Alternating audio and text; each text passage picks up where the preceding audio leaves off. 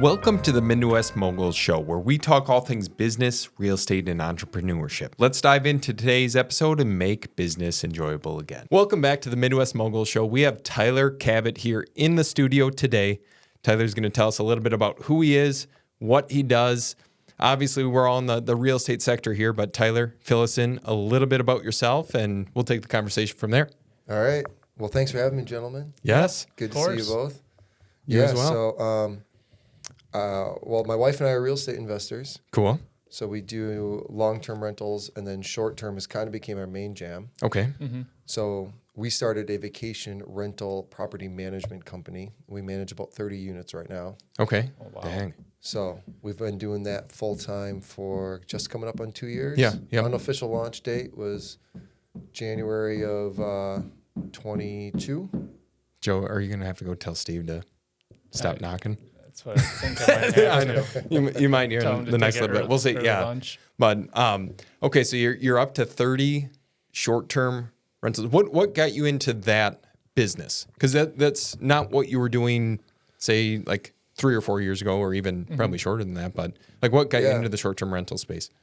Yeah, so I have 2 little kids. Okay. And when we travel, we like to stay at Airbnbs. Yeah. You know, we want the kid, be able to get the kids into their own bedroom. If you ever try to, I don't know if you guys do you have kids? No kids. we don't. No. Okay.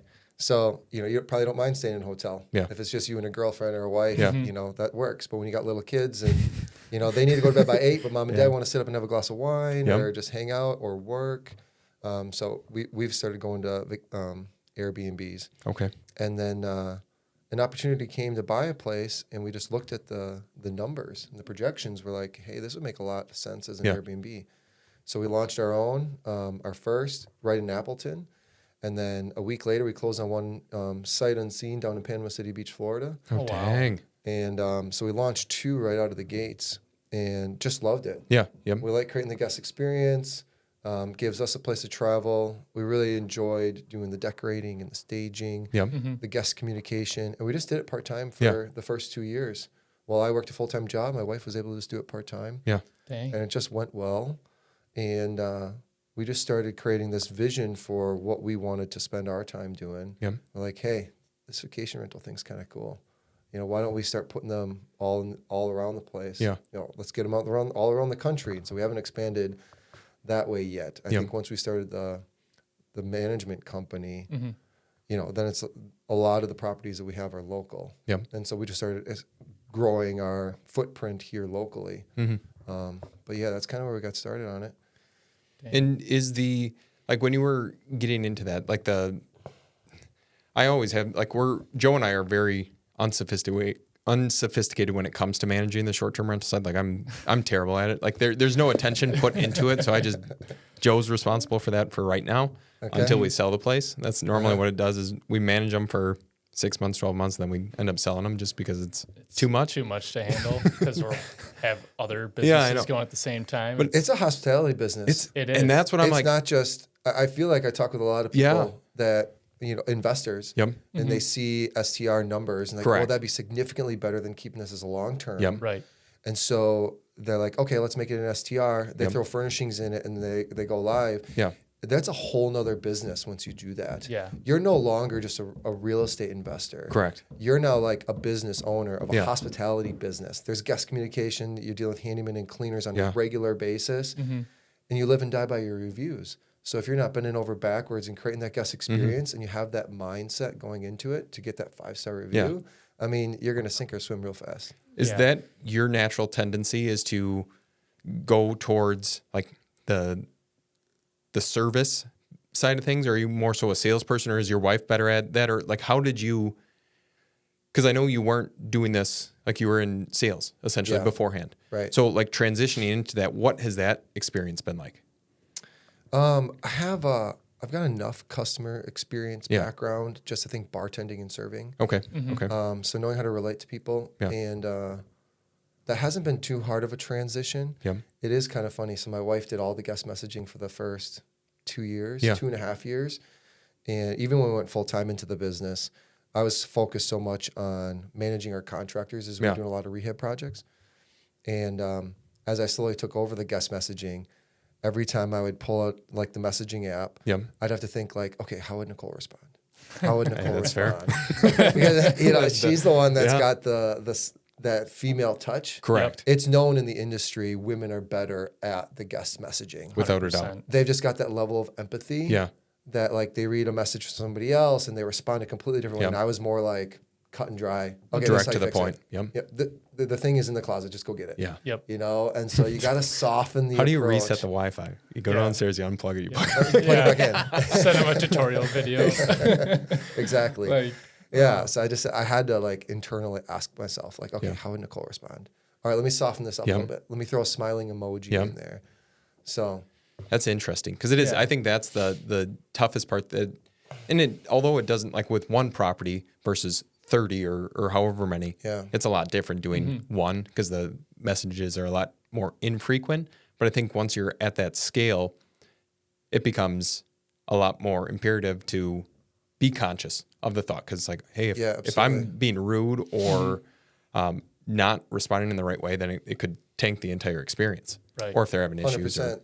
You know, do you guys travel and do Airbnbs with your teams? Yep. Okay, so you've communicated with a host. Correct. Right? And I know you guys are hosts yourself, but you feel better when your host is really responsive. Very much. Yeah. Right? You say anything and they say something really nice on top. Like you didn't need to say all that, but you did. Yep. It makes you feel better. Yep. You're more inclined to now write a 5-star review. Correct. There could have even had been issues, even maybe major issues. Yep. But how did that host respond? And how did they address the issues? That's and true. then are they giving you short answers back like a dude might? Yeah. Or are they sending you like more stuff back or like, bending over backwards for you? And now at scale, a lot of our messages are templated. Okay. That's what I was wondering. And so like I've got a list. We have a whole spreadsheet of templates based on certain scenarios. And so we can just click and copy and paste, copy and paste. And our property management software has some that you just click in and just automatically sends it. Cool. So a lot of stuff is automated. Yeah. And do you guys now with that, is it solely just the two of you right now? Have you brought on a team or what does that look like now as the business has become full-time, that you're doing this for a living? Yeah. So, gosh, one thing I underestimated getting into this business was how operations heavy it is. Yeah. It's all operations. And so I do have a sales background. I would prefer, the vision is get me out of operations so I can just talk with clients. Okay. Because if I was free to go after clients, I think we could grow much faster. And so we're at that stage where we do have 3 virtual assistants. Okay. I don't like calling them just VAs. Yeah, I know. I agree. I've spent enough, I'm in a real estate mastermind. People talk about VAs all the time. And it's common. I think nowadays people hire VAs from out of the country. But they're people. And we spend a lot of time pouring into our people. I do a lot of coaching with them and I build them up. And, I know their families. None of them have kids, but they've all got pets. They like to travel and see their families. And so we really connect with them as people. And so I have an operations manager and I've got 2 customer service administrative assistants. And so I'm offboarding a lot of the guest messaging on them. So a lot of training on that. We do manage midterm rentals as well. Okay. That's a whole nother game of guest communication, then sending leases and following up and setting up payments and all that comes with it. Because I think we have 32 properties live today with 3 more that we're onboarding. 2 will be live this week. So it is a lot of operations. And so, gosh, being a startup business, you're sitting in all the wrong seats. Correct. Yeah, exactly. Until you're just trying to get running. Systems. It takes systems and processes to be able to scale. And so we're like in the thick of it right now on that front. And go ahead, Joe. Just kind of curious. So how many, properties like that you manage are specifically just yours, or do you have a few that are also, you had mentioned like other, investors that have short-term rentals? Is there, half and half? What would you say? We just crested the halfway mark end of the summer, I think, because we have 14 live that we own. Yep. And then the rest are all client properties. Okay. Oh, wow. Dang. But now of the 14, I think it's only like 8 properties. I think you have to do the math. We've got a 6 unit and a 4 unit. Okay. And the 6 unit is all midterms. Yep. It's on Doty Island in Neenah. So for people that don't know, good location. Yeah. Neenah does not allow short-term rentals. So it's 30 nights or more. I didn't know that. I did not. Yeah. So you can't have a short-term rental in the city of Neenah. And so we are a Neenah address on Doty Island. So it's between Neenah and Menasha. Yep. It's 2 blocks from Theta Clark Hospital. Yep. And so it's an old historic, someone converted it into a 6-unit. Yep. We just came in and just did a lot of just paint and flooring and such, and then decorated it. And it's all midterms. And so most of the time it's full of just traveling nurses. Yeah. So it's a really great setup that way. That's great. For filling those units, has it been difficult? Is it pretty easy on the midterm rental side of things, or what has that process been like? Recently, it's been more challenging. Okay. I've had a vacancy for almost 6 weeks, which is longest we've ever had. Yep. For the first couple of years, we didn't have a vacancy longer than 10 days. Dang. Just all the Holy furnish crap. finder. Yeah. So if you're tracking I think they're putting out less traveling contracts. Okay. They come in waves. Yep. I won't have any inquiries for, I don't know, a month or two. Yep. And then all of a sudden, bam, I'll Flooded. get like 12 in like a week. So you know when the contract's being put out there and they're getting accepted. So, I mean, I feel blessed that most of our midterms stay booked consistently. I have one property that hasn't had, it's in Appleton, it hasn't had more than 10 days of vacancy in 4 years. Oh, wow. Holy crap. Or like a 10-day gap. Yeah, exactly. Normally it's like, we're cleaning it today, there's someone moving in tomorrow. Yeah. Wow. It's just it's a 2-bedroom ranch in Appleton. That's nuts. I just, like, we had a guy on who did some short-term and midterm rentals. Yeah. And that's what he was saying. Just the influx of people coming in and coming out is insane. That's where I'm like, I just didn't want to have the mental bandwidth to try and accommodate that. Yeah. But he had made the suggestion, because we have one on Lombardi in Green Bay. So it's a phenomenal location, but I'm like, it's up for sale right now because I don't necessarily want to own it anymore. Yeah. And I know a guy. exactly. Maybe we should talk off there. I know we should, because that's where. But like, kind of transitioning the conversation a little bit. So on your side, if the skill set is okay, we're looking at growing and scaling this. Obviously, you need the systems, the processes, the people in place in order to do that. But then, from your side of things, of client acquisition, basically, is that just out having conversations with investors like ourselves, networking, talking to them, seeing what they have, what they don't have, so on and so forth? Or what does the sales process look like from there? Yeah. So that we've taken the grassroots approach to date. Yep. I feel blessed. We've done no outbound marketing, and so we've been able to, we've added 21 client properties in the last year and a half. Wow. And that's all just been word of mouth, which is really cool. Wow. We also partnered with the owners of Vantage Point Property that's what Management. I remember seeing that. They've brought clients our ways just through their relationships because they manage 1,500 units. And so they've got a lot of relationships in place already. So, if they've got a client that wants to do a vacation rental, they just hand them over to us. When we do start pushing, I'm thinking by the end of Q1, we should be dialed in enough with our virtual team running operations. We're going to start going after Vacasa and Evolve clients direct. So that's going to be direct cold calling, text messaging, mail letters. Those are the properties that are undermanaged. You see it in every market across the United States right now. You'll see these beautiful properties that should be doing, whatever the revenue projection should be, but their ratings are 4.6 to 4.8. Like, that's low in Airbnb. Yeah. People that are traveling guests might not realize that. But if you're below 4.8, 4.9, there's something wrong with your property. Yeah, correct. And a lot of it comes back to mismanagement. So that's what we're going to start targeting to grow our footprint. And it's like, I have a gentleman who owns a property up in the Sturgeon Bay, a friend of mine, and they have like one of the national brands just like managing it. And he's like, they're like not responding, or like something's going on. And then the tenants are calling me because there's a mishap going on. And he had like one scenario, I think he got like a 1-star review on a stay. And I'm like, dang, that's like killer. That's like killer for, I know. And that's where I'm like, you have multiple of those, even if it's a one-off thing. Yeah. Like, it just destroys everything outright. And then you're like, well, shit, now what do I do? Because he bought it with the anticipation of keeping it as a short-term rental. You almost have to start a new profile. Well, that's you got to start from scratch. That's crazy. We've done that. Yep. And I feel morally it's an okay situation. If one of the first couple guests, something major happened, and bam, we got hit with a 2 or 3-star review. And look, I'm not going to start off on the wrong foot. We're going to start back from zero. Correct. Of course, we take all guest feedback very seriously. We address the issue, but then it's like, okay, we got to start this over. Correct. because we can't start, with a low 4-star rating right out of the Right. gates, or that property's never going to perform. And how do you do that? Is it just pull the listing off and rename it? Like, how does that process even work? If someone, that's watching or listening, how would you go about, I guess, getting over those first few bad reviews, make those changes, and then start from scratch over, I guess? What would that kind of look like? Yeah, so it depends a little bit how far along you are as a host and how many reviews you have. Okay. So everything is under my wife's profile. Okay. So again, channeling my inner wife when we message. Right? Nice. Most guys. This doesn't sound like Nicole. Yeah. Exactly. She's Fix a little it, please. curt. Huh? She's not very friendly.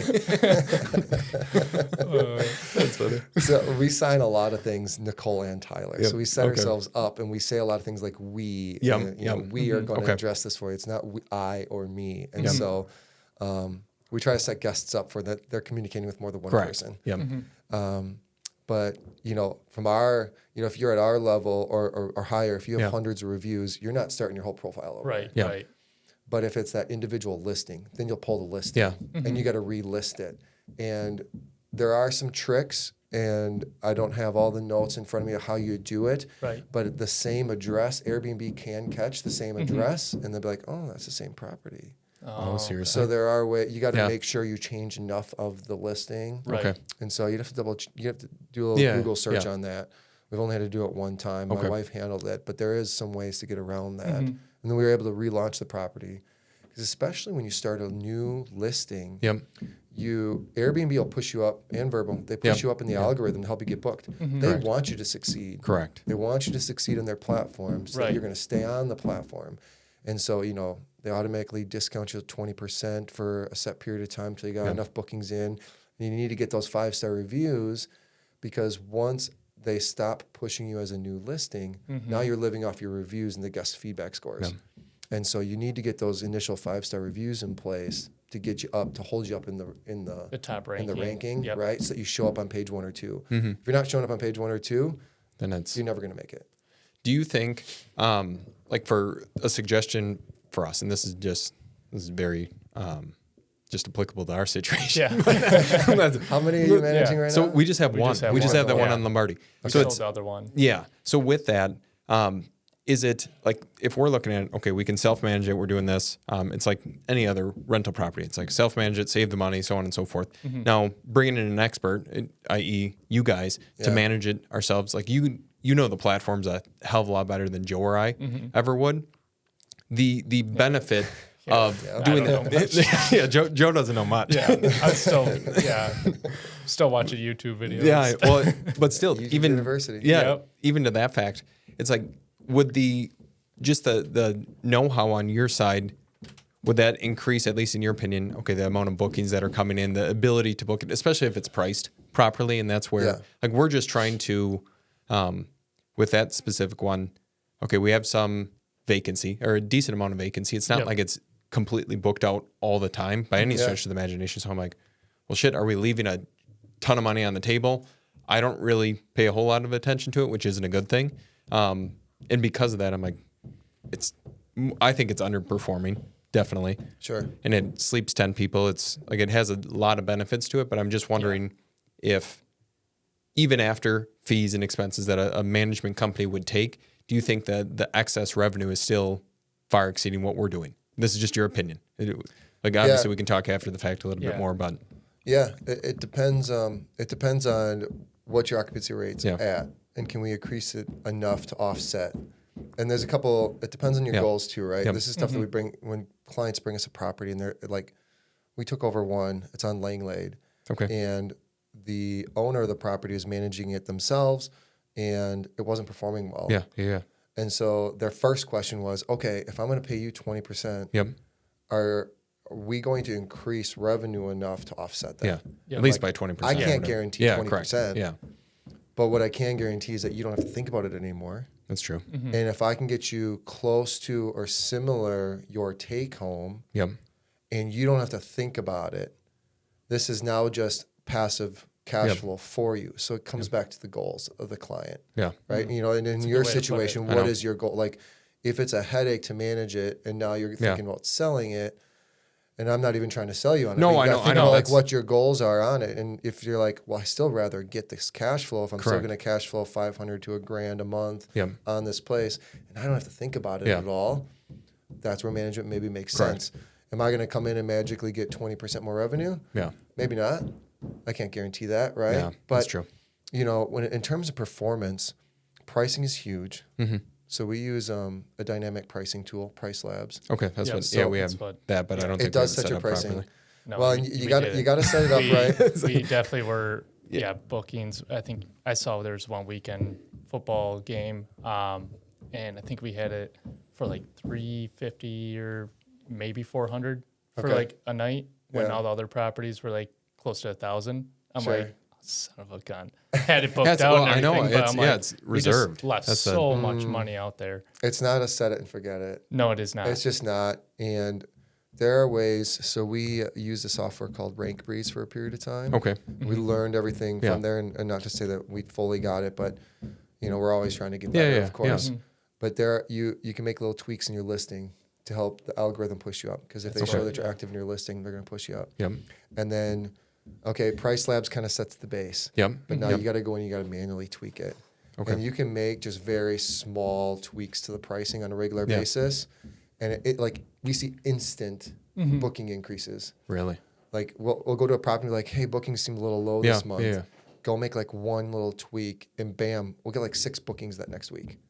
So that's like it is just a constant playing with the pricing, and it's not like significant drops. We got to drop it from 400 down to 300. Right. It's like drop it to 375 or something. It's like those little tweaks.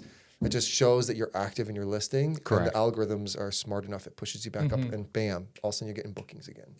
Dang. That's I know. I feel like we just so need again, it's a hospitality. I know. That's you can't just to any investors. You don't just buy an STR and just run it like another rental. So, like, with that being said, so it's like we only owe like $165 on that house.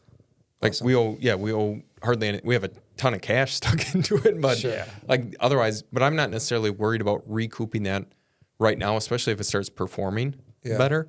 So I just think it would be worthwhile to have you check it out and then give your I'll send you whatever you need to look at it, because I don't. Yeah. Like, it's not my specialty, and I could care less. I would rather take more off of our plate than put it on someone else's. Focus what you're good at. Correct. Right. Yeah. And that's where I think that comes, if you're talking about business growth in general, and like being an entrepreneur and understanding what your strengths are, delegating to people, hiring people to join your team, building out a team to delegate. Have you read the book Buy Back Your Time? I have not, by Dan Martell. By Dan Martell. I just bought it. Bible. Yeah, I just. That is my Bible. It really has become my Bible for business, because it's a whole mindset shift. Yeah. The one of the biggest takeaways is you don't hire to grow your business. You hire to buy back your time. Because if you hire things that are not in your wheelhouse, you've bought your time back by hiring that stuff out to free you up to work in your zone of genius. Where are you good at? Are you good talking with, leads? Yeah, exactly. Right? Like, if that's your sweet spot, what's taking you away from doing that? Hire out more people to take off everything else. So it's like, I just hired one of my virtual assistants is going to manage my email inbox. That's like, I'm training her on it now. Oh my gosh. My goal is by the end of this year, I open my email a couple times a week if I have to. If she tells me there's something I have to address, I'm not even going to open it. I'm going to turn off notifications for it. That's so cool. Like Dan Martell teaches that should be your first hire. And so I'm finally just getting to it. Like, there's a lot of trust to have somebody else manage your personal email and your business email. But like, how much time do you spend in email? Way too much. Like, I literally, I refresh it, and that's like an addiction of mine, because I got rid of social media on my phone, but it's the email that you go there and then you refresh it or whatever.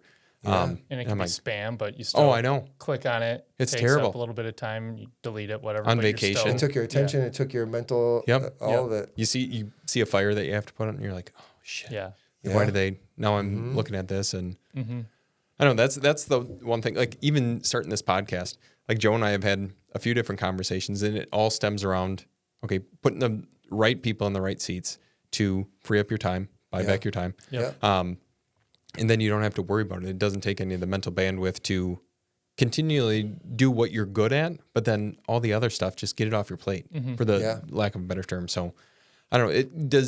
Do you see the business from your side of things, like the management side of things, growing into like full-fledged property management, or is it just like the niche is the short-term rental, mid-term rental space, or what does the future hold for, or what's the goal, I guess? Yeah, so the company's Doorway Travel, that's the brand, and the goal is to stay in the vacation rental space. We'll continue to take on midterms. We're onboarding a new midterm property now. That's not our forte, I'll say. I think we're doing really well with the midterms that we have. We have a couple clients that are super happy with their midterm performance. We have, I think, 4 other client midterms, and they're just booked nonstop. So I feel very grateful for that. There are people that I know that just work in the midterm space, and there's other tricks for building relationships with like insurance companies or government contracts and things like that. In our local market, I think we're doing well that we're keeping occupancy at almost 100%, which is for all of our crazy. client properties over the last 2 years. So that's really good. Vacation rental market is a space that we like and enjoy. You know, we're going to direct some of our marketing up towards lake properties, get up north a little bit. That'd be sweet. That would be awesome. I keep putting those feelers out there, like send me lake properties. Yeah. Every time I go to a local RIA event or something, like, hey, I'm looking for lake properties, You know, we now manage 2 on Shawnee Lake. That's sweet. I kind of want to take that lake over. I would love if every house there's that's probably listed plenty on of Airbnb opportunity. says Doorway Travel, because that'd be huge. people love that lake. Yeah. It's So 40 much. minutes from Appleton. It's easy to get to. People come up from Illinois to go there. It's 40 minutes from Green Bay. Correct. It's a beautiful lake. Shawano's a nice little city. Cecil's nice. You feel like you're way up north. Correct. But it's 45 minutes from anywhere in the valley. Yep. And it's nice. I stayed in an Airbnb this summer for a bachelor party there. Awesome. So yeah, it was a great, Awesome. great time. And I'm surprised. I mean, there's not more, I guess, short-term rentals there, because like you said, in the summer, I mean, it was jam-packed. Like even, I feel like even right now, people are still looking to go there. Like you said, it's a nice place to get away, great scenery, great place just to bring the family and kick back and relax a little bit. Yeah. I feel like that's one of those lakes that still hasn't had an influx of money. Correct. Which seems odd because it's so close to the valley. You know when you get to a lake that's been taken over by like Chain of new Lakes. investments. Yeah. Yep. Chain of Lakes is a great example. What is the Cloverleaf Lakes that just between Shawnee and Greenville? I know exactly what you're talking about. Is it Silver Lake? There's Silver Lake, which is in like Watoma area. I've looped it a bunch of times. Like I'm looking for houses to buy. And so I'm like, okay, where's the one that needs to be fixed up? Correct. I want to buy that one. And 3/4 of that lake is a new build in the last 5 to 10 years. It's nuts. You don't see that on Shawnee. No. You still see all the little cottages that were built in the 60s and 70s. And so there's not been that influx of capital. So I think there's a lot of opportunity on that lake yet. It is. That's actually funny that you say that, because I know at one point when we were, we had a guy who he was really, and this is years ago, but like 5 years ago or 6 years ago, he was really hot on the lakes in Washera County. So we're talking Silver Lake. There's, I don't even know what other ones. It's slipping my mind. But like a lot of nice properties, and he was buying like $1 million, $2 million price point houses, gigantic places. But he's like, the revenue on them is $60,000-$70,000 a year. And I'm like, well, that seems crazy. Like it's just, and that's where he was saying. Is that his profit or his gross revenue? Gross revenue, I think. Yeah. Dang. So but with that, I don't know how they're ended up. I think he was a partner in them.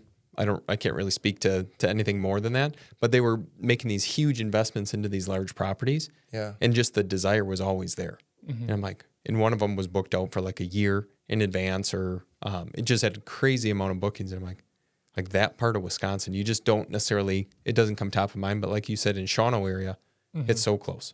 Like anytime you're going up north, you're driving through Shawnee, or you're driving through Cecil area. If you come from the valley, you go up north, you go through Cecil. That's exactly. You take an 82, you go down County R, you go up past Suring. Everyone's done that 1,000 times. Exactly. North.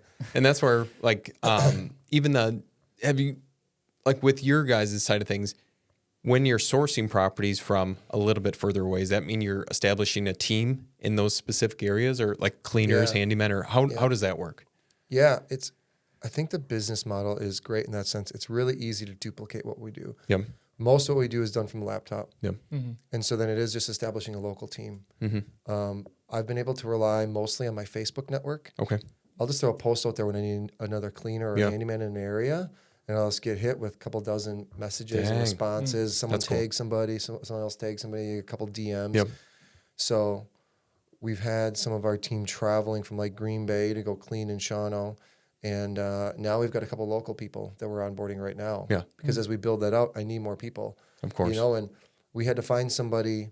The east shore of Shawano Lake gets all the weed buildup. Okay. And it floats on the shoreline and kind of builds up along the shoreline. Yeah. So every 2 to 4 weeks during the summer, you got to have someone go out there with some equipment, like rake it out of the lake, bring it up on shore, let it dry out, and they got to haul it away. Yep. It's known the whole eastern shore is like that. Some people do it themselves. Some people hire it out. And so I just started with that guy. I hired someone to do that job. Like, hey, you mow lawns? Yep. Okay. You do snow removal? That's cool. Okay. If I need something fixed, can you fix it? Yep. Now he's our handyman. Like, I got him on a property today, installing some closet shelving and assembling some other things for a property that we're about to put live. So it just starts with a conversation. Yeah. You find one vendor, hey, you know someone that does this, you know someone that does this. And then once you got that team established, we use WhatsApp for our communication. Okay. I set up separate threads for separate geographic areas. We've got a property in Sheboygan. That's all separate teams. Yep. We got our own cleaners there, our own handymen, and then you've got your own list of vendors, the plumber, the HVAC guy, the electrician, who's doing the roofing work out there, all that stuff. You just build out a separate team. Dang. That's so cool. Hey, who do you know? Who do you know? Yeah. I'm curious, like with some of the handiwork and stuff, like putting up those shelves or things like that, do you still go out there personally to go check and see everything looks good? Do you have someone else that goes out there? I guess a lot of photos. A lot of photos. Okay. I didn't know if that was obviously when it comes to, something that's located farther away, you probably aren't going to be able to just, zip over there and check it out. But Green Bay might be a little bit easier if photos don't do it justice. Sure. It depends where you're at in the process. If it's a property that we're onboarding, before a property goes live, we make sure we touch it. I was going to say. So like we've got one on 14th Ave that's about to go live, and 14th Ave in Green Bay. Okay. Yeah. So it's a brand new build, which is cool. It's our first brand new build. And I've been there a couple times. And now I'm going to be there tomorrow before the photographer, make sure it's all set to go, and final touch points. Yep. But otherwise, we've got photos from our handyman, got photos from our cleaners to verify all that stuff. Yep. But a good example is we have our one in Panama City Beach. And I've visited it twice. That's nuts. I'm not spending any time there. And like I said, we bought it sight unseen. So at first we relied on a realtor and photos from him and walkthrough videos and all that. And then, asked him for a referral for handyman. Asked him for a referral for a cleaner. That cleaner worked with us for a while, and then we found another referral, find a Facebook group of cleaners in that area. Correct. Bam, we found a good cleaner. And then it is just relying on photos and just having conversations. Yeah. It's good. Yeah, it's like just delegating. Yeah. Delegating as much as you can, and then obviously combining that with some trust. Yeah. Right. Exactly. You have to. Yeah. Because otherwise it's just like if you still try to have a touch point on every little detail, I think you're just like you're not really delegating. You're just basically a glorified manager. And you have to. I mean, you're asking people to give out referrals, so you're taking their word that they trust this person or have, I guess, good reviews in a sense of these handymen, these cleaners, and everybody. And if there's a lot of great track record on these people, more than likely they're going to be honest, and they're just like someone like you or I. Like they're going to take their work very personally. They're going to make sure that it's done right. And I feel like a lot of times we don't give a lot of people credit for the work that they do. And sometimes it's like, well, how can I trust someone that I've never met before face to face? But in reality, these people, do a great job. And it's, I think it just comes down to taking that leap and having that trust with a lot of the handymen and just other people, virtual assistants and everybody. Yeah. I mean, 100%. I think that's the hardest thing when it comes to anything is that first initial step, the nervousness of, is it going to work? Is this a good idea? Correct. Because I'm guessing when it came to the Panama, down in Florida, I mean, was that not scary as shit? Buying that sight unseen. I'm thinking right now, if we were to buy something, Joe's panicking with the property that's a half mile away. I'm like, I need to drive 3 hours to go see this house before we buy it. I know. I guess, because that was what, your second property? That was that the you second guys STR, yeah. kinda had Well, some and it was, cojones for we that. I think we look back at the live date, that one and our Appleton property went live within like 3 days of each other. Oh, wow. So it was like we went from nothing to Yeah. managing two at the same time. One local, so I spent a Yeah. lot of time at that one. It's a Mhm. 4-bedroom downtown Appleton, still one of our best performing Yeah. properties. And then the 3-bed condo went live at the same time, and so we just like kind of thrown into the fire and just Yeah. figuring it Jeez. out. I think we have a high risk tolerance. I Okay. think it comes back to your risk That's what I would tolerance. say. Yep. You know, we lived off this model for a long time of massive imperfect action. Mm-hmm. And so we just buy stuff, and we were still like in the thick of it at that time. Like, we'll just buy it and figure it Yeah. out. Yeah. We'll just buy it and figure it out. Mm-hmm. And now, even growing our business, my wife and I come back to like, what's really the worst case scenario? Correct. If we Mhm. screw something up, if we lose a couple clients because we make some big mistakes, if the Airbnb market goes upside down, Yep.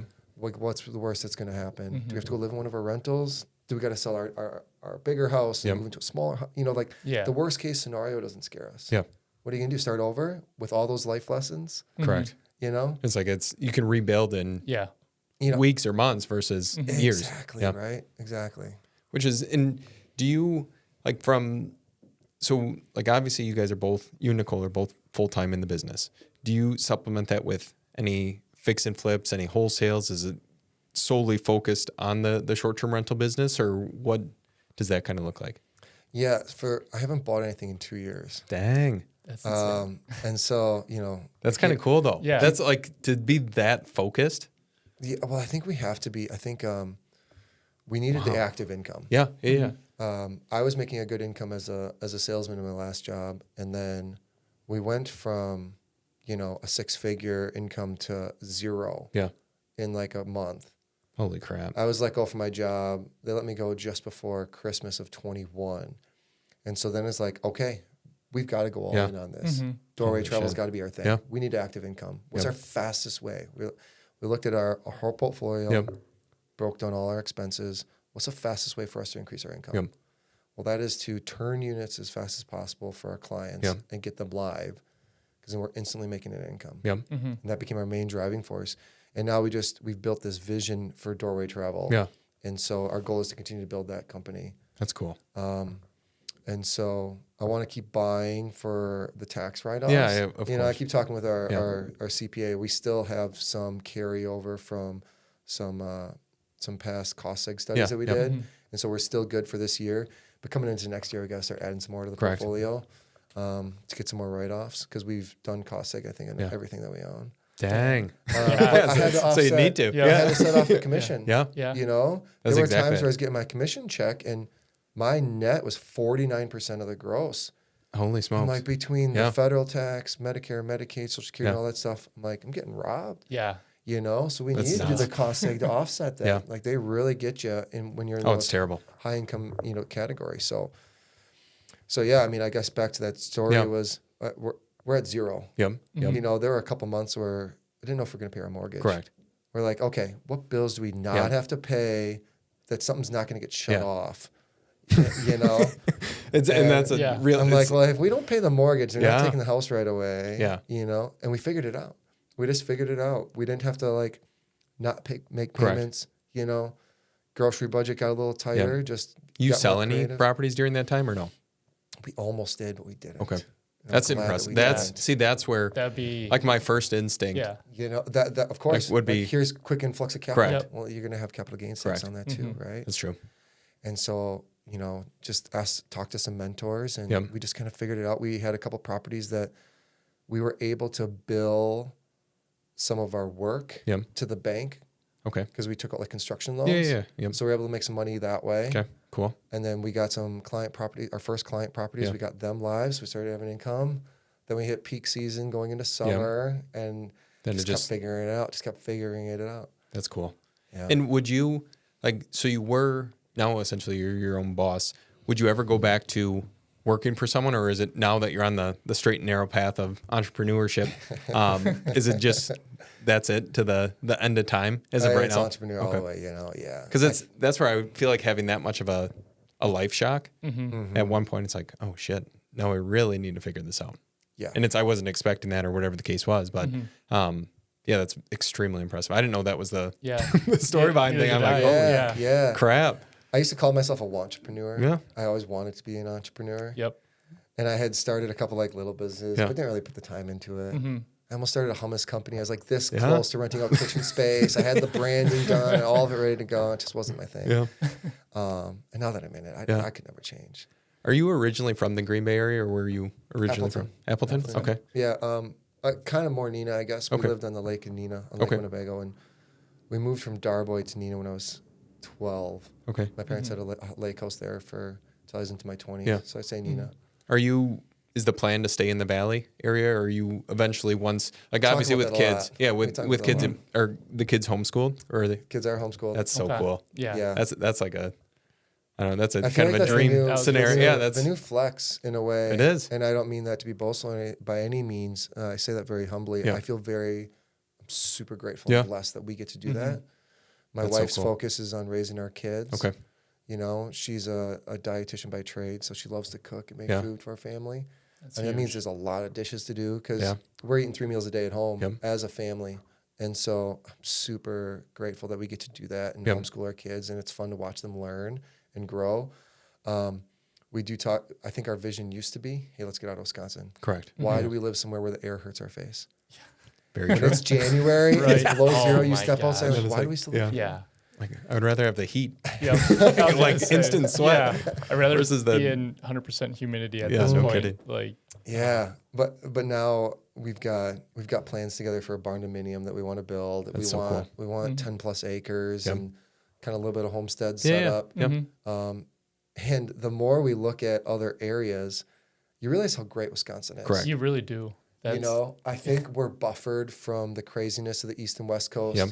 You know, we're outside of these very liberal cities, and nothing Yep. wrong with that. But Yeah. there's a lot of things happening in those cities I don't want our family to be near. Correct. There's no like poisonous snakes, poisonous spiders. There's no Mhm. tsunamis. There's no hurricanes. Yeah. There's Occasional no tornado. earthquakes. Yeah. Has there been 2 tornadoes in my life? Yeah. You Yeah. know, I know. like you start going down the list of things of like why it's great to live here. Mhm. The freshwater lakes Yeah. that are close by. I mean, that's true. that's a true resource. You start thinking differently. Yeah. Yeah. You know, where are people kind? Correct. Where can you walk down the street and people still say hi to Yeah. you? Mm-hmm. Gosh, you walk I into know. a Quick Trip and people are gonna hold the door for you. And Yeah, say, "How you friendly. doing?" Yeah, right? exactly. Very friendly. You don't see that outside our area. That's true. And I feel like, at least in our experience, the older we've gotten, you know, I'm turning 39 in a week. And Happy early birthday. Yeah. thank you. Yeah, it's coming up. 2 weeks. I think it's 2 weeks. December 7th will be my birthday. No kidding. That's Katie, my Yeah. wife's birthday. All right. Yeah. Yeah. Hell of a day. That's cool. What the Hell of a heck? day. I'll have to send Katie a message. Jeez. That's That's really a good cool. day. Yeah, That's a good exactly. day. Day that lives in infamy. Yeah, Yeah. I know. They didn't say that till I was born. Did you know that? I did know that. Surprisingly, I did not know that. So I think you just start, you know, where do you want to raise your kids? Yeah. Mm-hmm. Is That's there cool. a better area? I don't know. Yeah. You know, those national rankings, Appleton Yeah. is ranked in the top 10. Correct. Every year that they've been putting those rankings out, it's an awesome area. Great job growth and et cetera. So there's a lot of good reasons to Yeah. stay. I understand why people want to get to Florida. Yeah. It's beautiful. Mhm. It's warm. You can have a convertible year round. Yeah. I mean, It's hard to and beat the air that, doesn't yeah. hurt your face. Correct. So like, there's a lot of benefits to that. And I think our solution was let's just travel more in the Yeah. winter. Do you foresee how old are your kids? 4 and 7. Okay, so they're really young. Yeah. Do you, and obviously this is a very hypothetical situation, but Sure. like through the homeschool process, obviously you guys are teaching them certain things that are needed in life experiences and everything like that comes with it. Do you foresee them knowing what you know now? Are they a little bit entrepreneurial, or you think that one over the other is going to go down a specific path, or just personality wise? Do you see them pursuing a similar path at some point in time? And this is like, I was obviously gonna they're say, extremely sure, young, yeah. but Sure. Yeah. Good question though. You start thinking, you can start Well, seeing and the that's where I'm at. tendencies at that Yeah. young Yeah. age. Yep. I know you guys don't have kids yet, but like my 7-year-old, very much like an engineer mind. okay. You can just see how he thinks of Yep, things yep. through and understands processes and complex Yeah. things that he works on when he's building with blocks, or Yeah. his logic level is like beyond mine. Yeah. And you have a conversation, you can just break something down at a Yep. level. I'm like, huh? You're 7? That's not for me. That must be Exactly. from your mom. That's cool. And, you know, God willing, we hope to have a few more kids. Yep. So we're still going to be in the thick of it for a while. I think one of our goals, I guess, is to have like kind of like a lifelong legacy, something we build for our kids. Yep. And so, sure, our kids can do something else, but I'm going to be pushing them into our businesses from childhood. Mm-hmm. So they come to properties with us. That's what I was going to ask. We talk to them about like, hey, I'm talking to a guest right now. Like, I spend a lot of time on my cell phone for our business. And so that's hard as a father. You know, my kids come in the room, they want to play and interact. Correct. Dad's the fun one, right? And so I'll like set my phone to like, Daddy's got to finish this message to a guest, or I'm talking to a client right now. As soon as I want to hear what you have to say, right? As soon as I'm done, I'll put my phone away and I'll be here with you, all right? Just, can Daddy have 2 more minutes? And they're like, yes, and they understand it. And then I address when I'm dealing with business and set it aside. And then when we go to properties, we're constantly teaching them how, like, this is how we make money. So guests are going to stay here, all right? They're going to pay to stay here, and then we make money from that. And we're constantly enforcing that. And I teach my kids really little things, like my son can regurgitate, whether he understands or not, I don't know, but he can regurgitate what an asset and a liability is. He knows one puts money in your pocket. He knows that one takes money out of your pocket. That's really cool. At least he can say that, right? So I'm like, son, is Daddy's car an asset or a liability? Is it a liability? Why is it? It takes money out of your pocket. Like, yes, it does. So, you know, my wife and I both have master's degrees. And neither of them are using. Neither of us are using it, obviously, now. But I won't take anything away from our life experience. I just don't see the value anymore. I really don't. You know, I agree. What's the joke? The CEOs were the C-class students. You know, and their employees are the PhDs. I mean, that's true. So if my kid wants to be a doctor or a lawyer, go to school. Correct. Otherwise, I think between YouTube now. And I think Trump just put something out there, starting an American university that's free online education for higher education. That's going to be free to all Americans. I mean, there's so many resources out there, and just it's books incredible. now. You know, what's the goal of life? If the goal of life is to be in a specific career because you want to do that career, all right. If the goal is just to make money so you can do what you want in life, I think entrepreneurship is the way to go. Build up businesses that just give you capital so you can use the capital as a resource. And so, I don't know, that's kind of the approach that we're taking. Going to try to educate the kids that way. So, which is, I think it's extremely admirable because it's like you're essentially raising contributing members of society. Like they're just not, and it, not to say that like people who raise kids a different way, and I don't know, I don't have any kids, but I'll put that out there. Exactly. But it's like when they're learning all these valuable life lessons that most people don't know or they don't learn at all throughout their entire schooling career. And it's like when you think about that, it's like just the simple thing of an asset versus a liability. I think if you ask a majority of Americans right now, they have zero clue.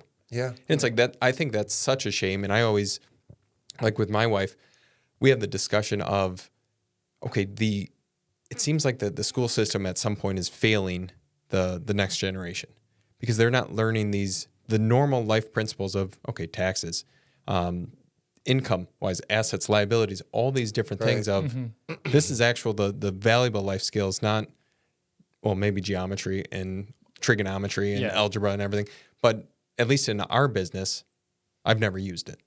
Maybe geometry for the contracting side of things, but otherwise it's just not useful. And I don't know, it's such a shame, at least in my mind, that I think the more you can teach kids and the more that they can absorb, the better 100%. It is for everyone. So that's just... I don't know. I think that's extremely cool. When did you guys pull them out of school? Or were they always homeschooled? Well, I guess they're young, so it's... Well, my son started at Montessori. Okay. Which is a different education model. I don't know if you heard of Montessori. No, what is that? No. It's a more holistic approach. Okay. So he was going to a local Montessori school. They don't have traditional desks in rows. Okay. And every day they started by going outside. So like, that's cool. They check into school, cool. They go play out in the woods, or they go for a hike in the woods for the first like hour and a half. So they get that nature experience right off the bat. And then they do more group activities, more projects, and all hands-on, child-led learning. So like if they're working on a project and they're really into it, he might have spent his whole afternoon like working on that one project instead of like you're doing math for 45 minutes, or you're doing English for 45 minutes, and then we're doing history for 45 minutes. And I mean, I don't know how far you want to go down this road, but you start these conversations start getting into is like, how is the public education system set up? And it was set up during the Industrial Revolution. Correct. to help create employees. Yep. It wasn't set up to like educate and enlighten people, Yep. right? And so, none of us I went to public school. Correct. I didn't get any financial literacy education. I didn't get it through college. I didn't learn about money until about 6-8 years ago. Yeah. And how money like actually works. Isn't that insane though? Yeah. Like It is. that concept in and of And it's all itself. been like learned by yourself or from you asking other people that have dealt with money and everything like that. Like 100%. otherwise, I was never really, like I had one class that was personal financing, but other than that, I wish there was a lot One more. class out of 12 years that you're in school, or like longer for like than that. Right. it was like I know. a quarter long or something I know. like that. It wasn't really that long, but like, It's just not out there. no. No. And And then- it feels like it's intentionally set up that way. Correct. And that's Yeah. fine. So you got to do it yourself. You Yep. got to take the initiative Yep. yourself. Yeah. I just think that's insightful. I didn't know where this conversation was going to Yeah. be. But Yeah, no, I'm glad I'm we glad went, it got We just went went down next this level. road. on that. Yeah. Exactly, because there's so many different questions on that. How'd you guys run across the Montessori school? Like, is that something that Yeah, we were just you looking sought for- out? Yeah, Okay. we were just looking for something cool. different, and I think we heard of it somewhere. Like, this sounds this sounds cool, different than the public model, Yeah. but still gets him in like an education setting. Yeah. And he loved it, he really did. But it's, again, I'm grateful. Yeah. We get to spend all day with our son. Correct. What's the saying? Don't be surprised when it's it's a Roman saying. Don't be surprised when you send your son off to Caesar that he comes back a Roman. And the idea was they would send young men in, they'd join the military for the Roman Empire, right? And they turn into Romans and almost like I guess just become a good soldier. Exactly. They're like, no, they're no longer your son. Correct. You know, and so a lot of we're getting into bigger issues, but a lot of issues in society now is like, the kids are at school all day, and do you lose that touch, and how do you reinforce your family values when all day they're getting inundated with other values from other people, from their teachers, etc. You can still have a great life, and public education still works for people. I don't want to knock it. But for our family, we just want to do it differently. Correct. Yeah. And kids are only little for so long. It's like the most magical experience you'll have in life, I think, is raising children. And so it's like, I see my son all day. Because I work at home. Yeah. We have our home That's office. so cool. And so like, we don't lose him for 6-8 hours a day. We get to help. We get to be a part of that conversation all the time. When he gets to see what you're doing. Yeah. And And they he get to see us sees how working. hard mom and dad are both working towards this vision. He sees the life experience, what we're able to, and obviously when they're so young, maybe they don't realize it yet. It's like, hey, we're able to do all of these things that most, I don't want to say normal kids, but most kids don't get to experience that. Yeah. Yeah. And 100%. I think that's really remarkable, incredible. And it's I want to so make sure cool. that we like say like, there's nothing wrong Correct. with Right. you got 2 working parents and you go to your kids go off to school, and I got to share from our experience. It's just, I think it's beautiful that we get to raise our kids Right. all agree. day. That we don't have, they're not leaving the house to go get their education, that we get to do that. And so it's more coming from a place of gratitude and not that one's right Correct. or wrong. Correct. And I I feel agree like with that you. needs to be said. Yep. Yeah. Because some will misconstrue that. Yeah, because sure. not everybody, I mean, everybody that is working, 9 to 5s or actually has a job that's paying really well, they can't take time off to be able to actually be there for their kids. Right. They have to take them to a public school, private, whatever that is. Like which is totally fine. It's the fact that you set yourself up in the position where you're at right now with your wife, where you guys have that ability to be at home while still working, while still 100%. like showing them the true values of your family and the morals and everything like that. And that's huge. And that is it's a privilege, like, to be able to have that opportunity. 100%. And I think that's something that I feel like a lot of people would love to be able to do, but not everybody can. You know, And I've never talked to, I've talked to friends, family members that want to pursue the homeschooling path. I've never had a conversation though with someone. That's why I'm asking so many questions on it. Yes. That has actually done it. So that's where I'm like, it just piques my curiosity. Because like you said, God willing, we're able to have kids and raise kids in a certain way. Like there's certain paths that you're, even before having kids, you're thinking about, even though it might not be applicable for whatever, 5 years, 10 years, whatever the case might be. But before we wrap up, we've been going for a little bit over an hour. Where can people connect with you? Other than Doorway Travel. So our website is doorwaytravel.com. So you can see all our listings on there, which is cool. But you can find me, Tyler Kabat on Facebook, Instagram. I'm active on both. I like to share our story. You know, I'm on a Christian journey as well. That's been really influential in my life the last couple of years. And so I like to share that journey publicly. I feel like there should be more of that in the world. I like to share our entrepreneurship journey on there and a little bit of our family. So, yeah, if anyone's interested in connecting in any of those spaces, glad to. If anyone's got questions about STRs, I'm an open book. Glad to share and help people find success on their own. So cool. Yeah, and if they want management, you know, I'm glad to offer some solutions for that as well. Yeah. No, we'll have a conversation. I was going to say, I think we'll be reaching out. Sounds good. Ulterior motives of this podcast. I'll leave my business card. Yeah. Awesome. Well, I appreciate you guys watching. As always, hit the like and subscribe button, and we'll see you in the next one. Peace.